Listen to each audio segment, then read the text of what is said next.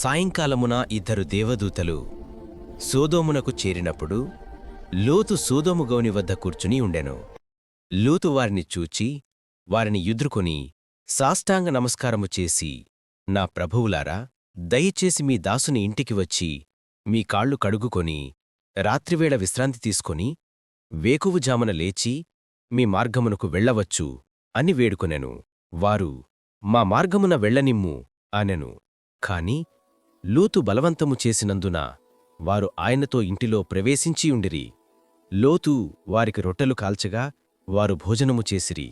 ఆ సోదోము పట్టణపు మనుష్యులు వారు నిద్రపోక, చిన్నవారు పెద్దవారు ప్రజలందరూ 4 దిక్కుల నుండి ఆ ఇంటిని చుట్టుముట్టిరి.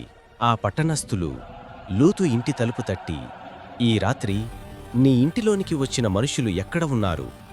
వారిని బయటికి తెమ్ము, మేము వారిని తెలిసికుందుము అనెను.